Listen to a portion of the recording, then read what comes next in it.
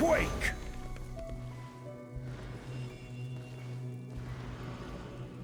Rise!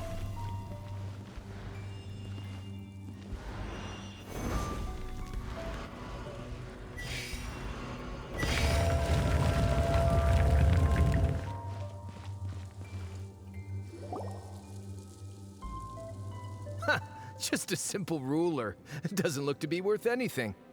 This, if I remember correctly, this is some kind of measuring tool. Indeed. But the god of salt imbued it with another power. When you stick this ruler in the ground, the surrounding area will become covered in salt, much like a rising tide covers the earth. The deeper it is stuck in the ground, the more salt will appear. It is essentially a bumper harvest of salt. What? That's even better than the salt chalice! Well then, according to our contract, the salt ruler goes to Miss Wanyan.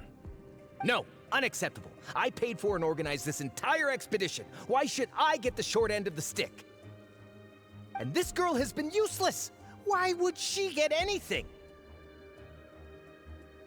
Oh boy, here we go again. So you are saying you want to break the contract? So what if I break it? Now that I've seen how the mechanisms in this ruin work, I no longer need you. Let's not forget who hired who here. Why should I let you make the rules? Because you agreed to a contract. Rex Lapis once said, "Ones who break their contracts shall suffer the wrath of the rock." That is one of your Liyue gods. I am from Snezhnaya. I will suffer the wrath of the rock. You may find it rather unpleasant. Pay your dues. Yeah.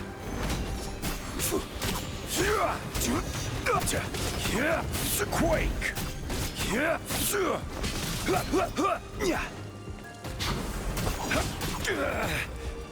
Rise.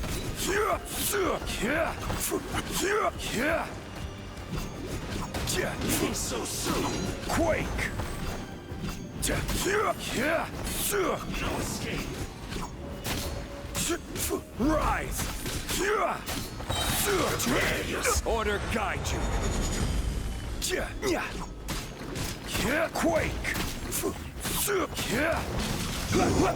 Can't run from death. I shall confiscate your treasure as well. You are not worthy to continue any further into the ruin. Leave this place. Oh, darn you! Just you wait.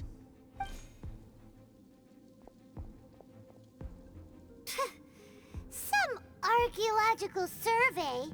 He could only pretend for so long. Yeah, good thing Paimon can smell a liar from a mile away. Clement's wrongdoing stemmed from greed, yes. But besides greed, there are many other things that may tempt us to break contracts. When people see the object of their dreams, how many are really able to control their desire and follow the contract? I think we should be honest with each other now. Huh? Be honest about what? That in truth, not a single member of this archaeological expedition came here for archaeology. Why do you say that? Miss, you lack even the most basic archaeological knowledge, and can recognize naught but a few simple relics.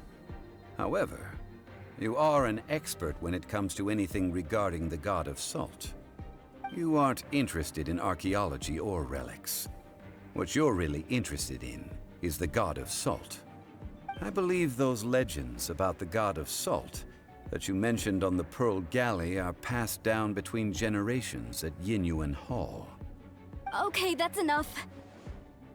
Sir, you are indeed a man of great knowledge and talents. I seem to have been right to seek you out once I plucked up my courage. You're right.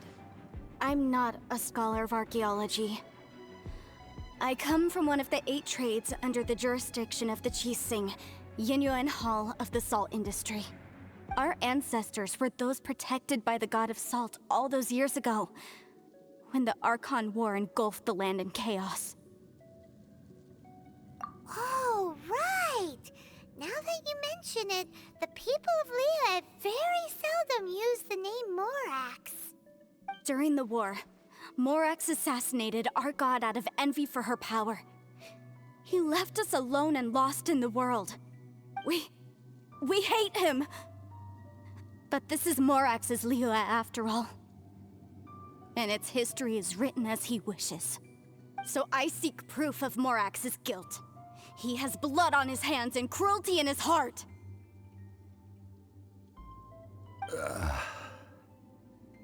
We agreed to a contract that we will face the truth head on, didn't we, Mr. Zhongli? You must judge this history fairly.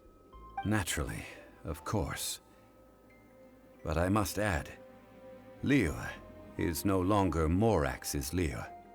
Come with me. All the answers you seek lie ahead.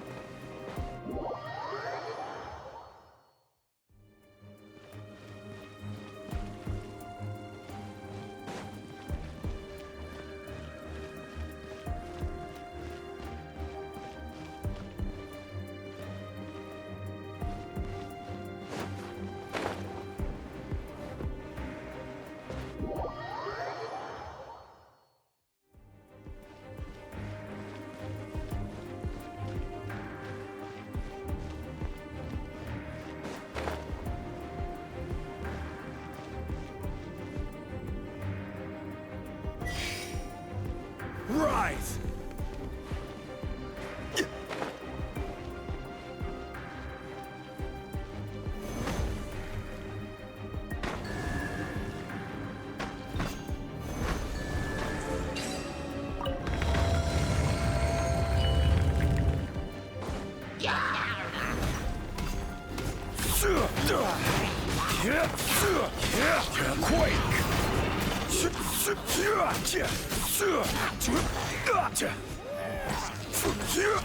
Rise!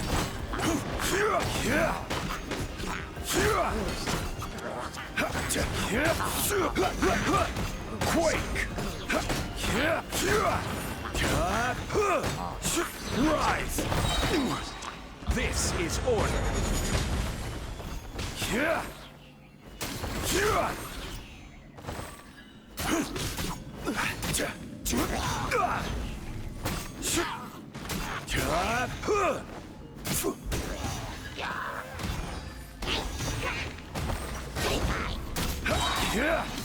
I will have order.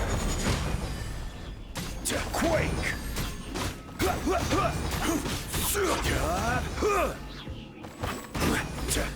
By royal decree!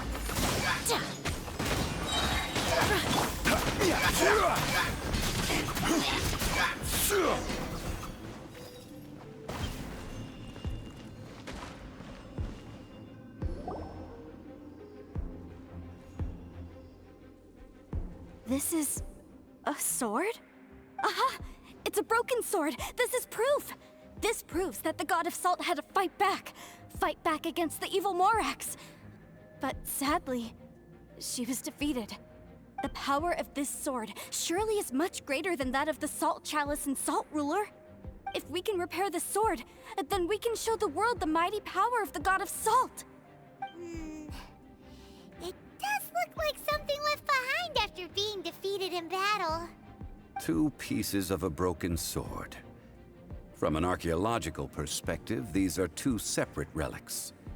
According to the contract, you can only claim one. Why? We were alternating claims to treasure, true. But Clement is no longer here. Yes, but the only one object per claim clause still holds true. You cannot take 2 relics at the same time. This logic! Zhongli, She seems like a good person, and no one is fighting over the treasure. How about you let this one slide, huh? When there's a contract, nothing can be allowed to slide. If the contract is not followed, then it is broken. No! If I only take one half, then it can't be repaired, and the power of the God of Salt cannot be restored. No matter what, I must be faithful to her. Even if it breaks the contract, I don't care. So you are already decided? Then there is a price to pay for breaking the contract. Zhongli! That is to say, you consign yourself to suffer the wrath of the rock. That's okay. The God of Salt gave up her life to protect her people. My sacrifice is nothing compared to that. Punish me however you want. Just let me take this proof of my faith. No, you can't hit her! Perhaps that punishment would be easier for her. But as punishment, I will tell you the truth. Huh? The truth? You mean the truth is my punishment? Yes. The truth that I am about to tell you shall be your price to pay for breaking the contract. I'm afraid to say that the God of Salt, Havria, was not the powerful god you imagine her to be. Rather, she was a small and weak god who yielded to all other gods. When it came to war, she lost, never able to win a seat among the seven. What? During the Archon War, the gods of this world used all their strength and cunning to vie for control of Tevat. But Havria instead chose to flee. She thought that by giving up before a fight could start, she could save herself and her people from the war. However, during such a long war, there is no end to the advances of aggressors. After making countless concessions, Havria lost all of her lands, until only one small haven remained. No. No! It can't be so. In her last days, she had not even a single blade to defend her people with. Not even a single blade? Then... this sword... This sword is not a relic belonging to the God of Salt, but is instead the murder weapon used to kill her. Murder weapon? No! That's not true! That can't be true! You're trying to test my faith in the God of Salt. As I said before, I only state the facts. Preposterous! You are a follower of Morax! Don't try to trick me! Hey! Come back! Indeed. Otherwise, why would I use the truth as punishment? I did not want to tell her such cruel facts. But the contract was broken. Let's follow her deeper into the ruin. There, I fear, we will find something that will leave her no choice but to face the truth.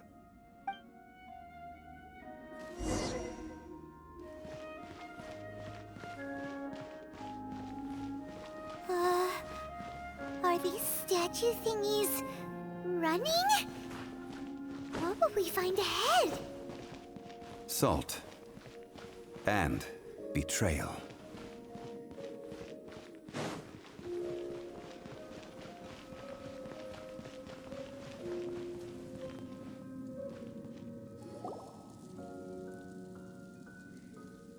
What are all these?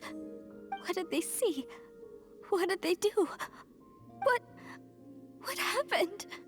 Since you do not trust me, let us continue onward.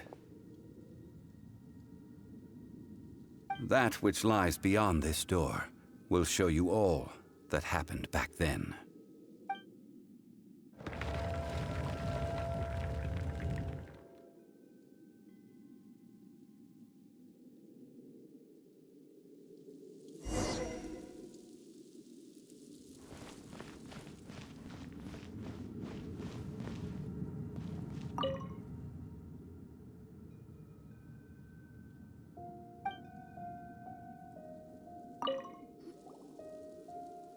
This is the scene of the crime. Havria's body dissipated, leaving nothing but these traces of salt. Her dying moments have since been frozen in time to this very day. The story continues that some among her people realized at last that this gentle, kind, but weak god could never protect anyone in wartime. The Archon War was cruel in the extreme. Instead of consigning her to the agony of defeat, they thought perhaps it would be better to give her a quick release. But what about these statue thingies? No matter how weak the god, the power that flows forth when they are slain is beyond the strength of mortal coils to bear. Those who could not flee were thus transformed. Those of her people who were untouched by this disaster left for Liyue, where they sought refuge with Rex Lapis. Their descendants feared Havria's remnants and lived in terror that she had laid upon them an eternal curse. So they risked their lives to come here, to break the sword, and offer up obeisances in hopes that her anger might be appeased. But they need not have done so.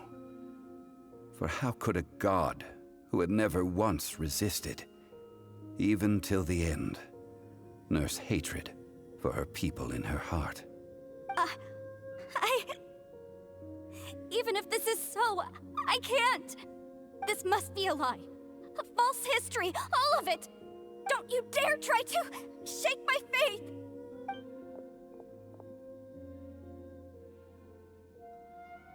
Yikes. Zhongli didn't show any mercy this time either. This is the price she must pay. Yet I would not call it a bad thing.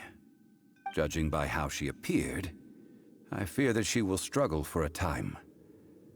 But even if she may not escape that struggle immediately, simply recognizing the truth is good enough for now.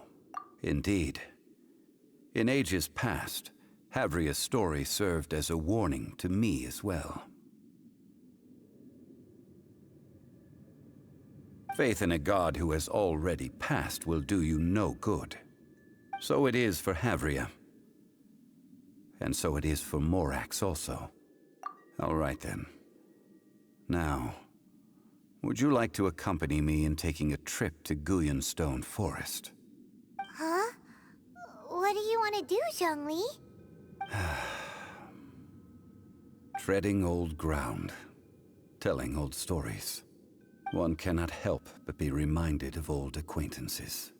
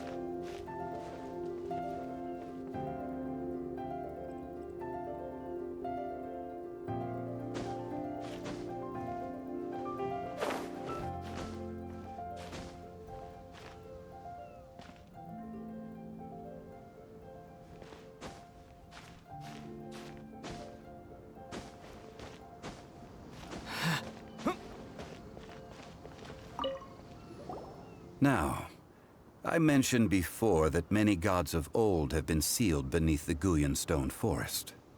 The Adepti have presently handed Liyue over to mortals, and Havria's time was even further in the past. The Salt Chalice and Salt Ruler that she left behind should not return to Liyue. To leave them here is to let them slumber. And it is also a homecoming. I ended an era with my own two hands.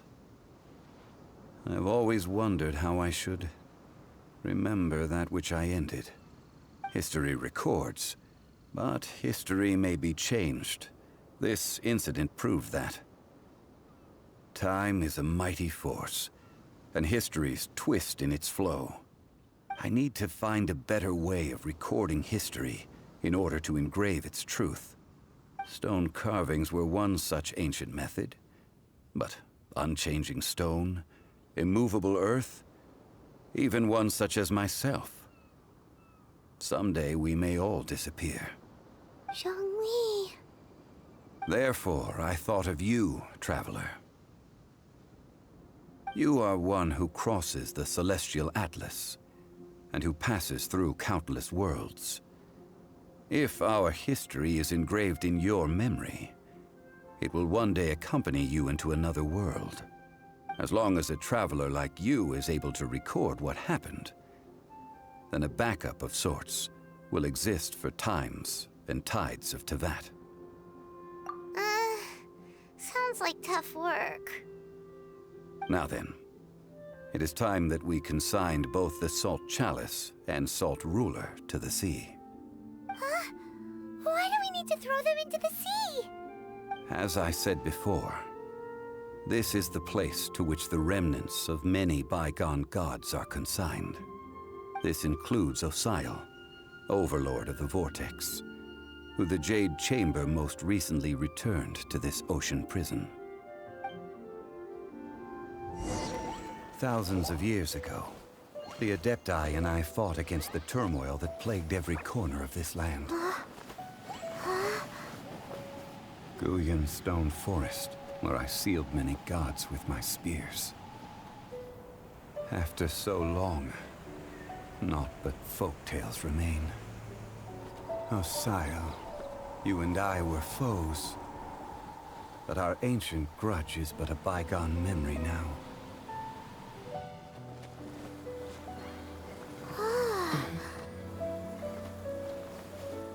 May that which Havria has left behind be yours to subsume.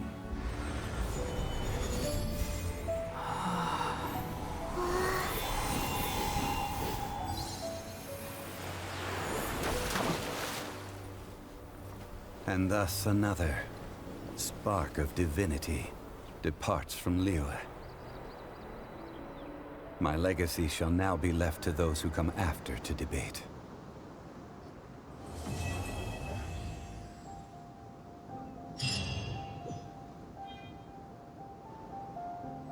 I will remain here for a while. I fear that moments of reminiscence like this can only grow fewer. Though the Salt Chalice and Salt Ruler do have power in their own right, they are nothing before Osial. If a day comes when he should recover his strength and return, I believe that even so, he will be defeated once more.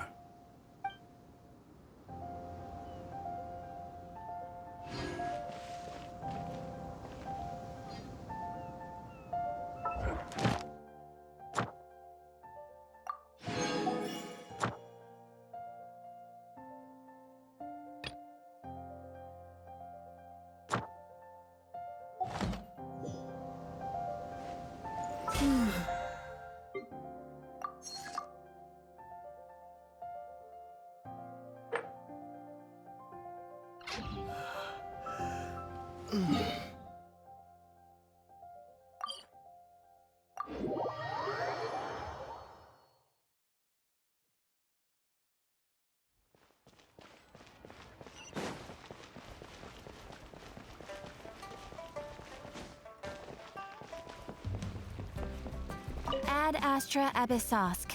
Welcome to the Adventurers Guild. Thank you for completing today's commissions. Here is your reward. Ad Astra Abyssosk. Welcome to the Adventurers Guild.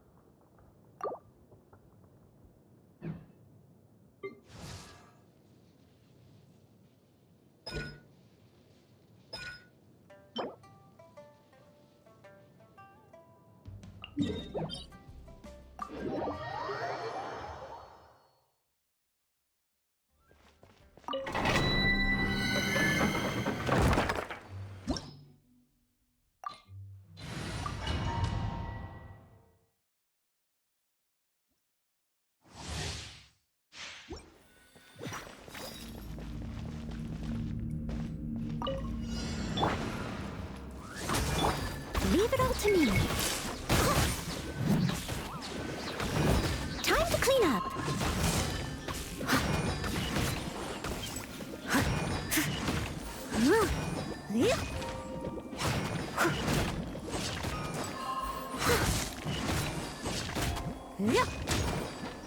I must leave no stone unturned.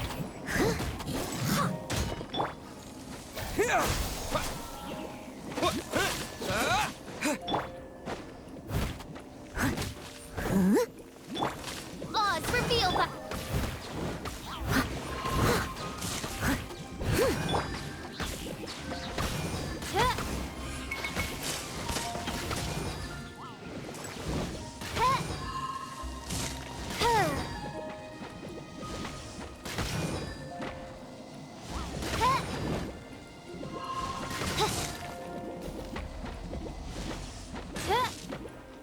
By royal... Steady as stone.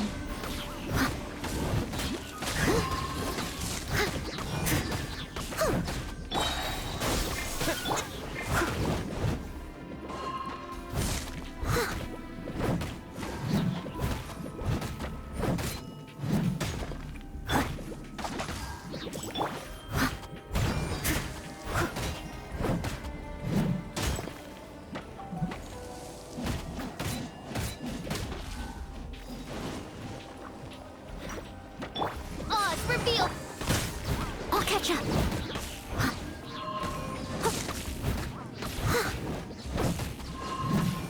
As a good knight should. Leave it all to me.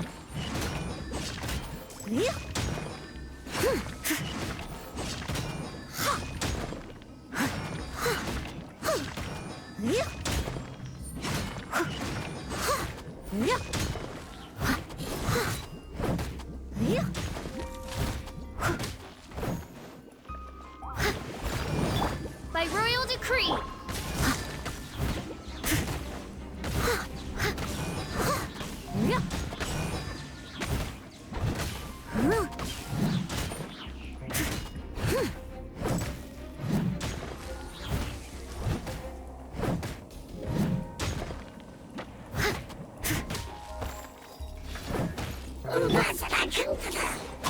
Oz, reveal thyself!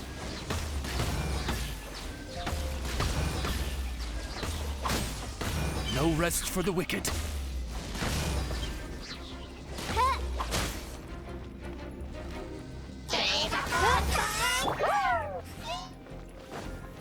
I must leave no stone unturned.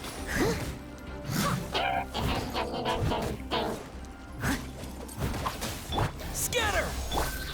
By royal decree...